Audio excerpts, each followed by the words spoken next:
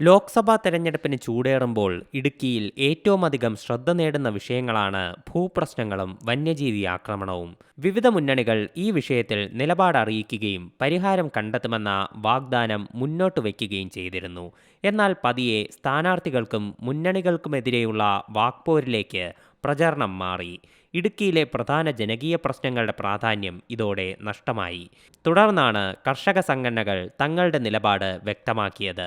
കുടിയിറക്ക് ഭീഷണി നേരിടുന്ന ചിന്നക്കനാൽ സിങ്കുകണ്ടം നിവാസികൾ ഭൂപ്രശ്നങ്ങൾക്ക് ശാശ്വത പരിഹാരം നിർദ്ദേശിക്കുന്നവർക്ക് വോട്ടെന്ന നിലപാടിലാണ്.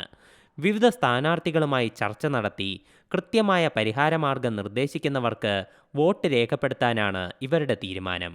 ഈ സ്ഥാനാർത്ഥിമാർ ഈ നാട്ടിലെ ജനങ്ങളുമായിട്ട് നേരിട്ട് സംവദിക്കാനുള്ള തയ്യാറാവണം.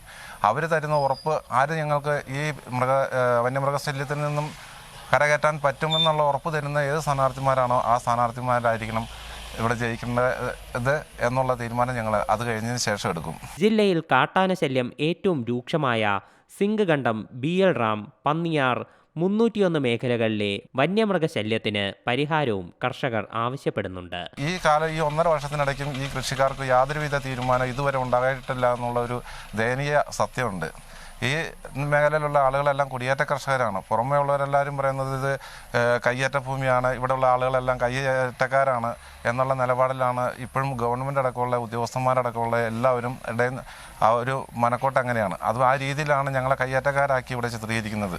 അതിനെതിരെയാണ് ഞങ്ങൾ ഈ 1.5 വർഷമായിട്ട് ഇവിടെ സമര കാര്യങ്ങളുമായിട്ട് രാഷ്ട്രീയം നോക്കാതെ ഞങ്ങൾ ഇവിടെ സമരപരിപാടികളൊക്കെ ആയിട്ട് പോയിക്കൊണ്ടിരിക്കുന്നത്. കർഷക സംഘടനകൾ നിലപാടറിയിച്ചതോടെ കൂടുതൽ സ്വതന്ത്ര സംഘടനകളും രംഗത്തെത്തുമെന്നാണ് സൂചന. മലയാളം ന്യൂസ്, ഇടുക്കി.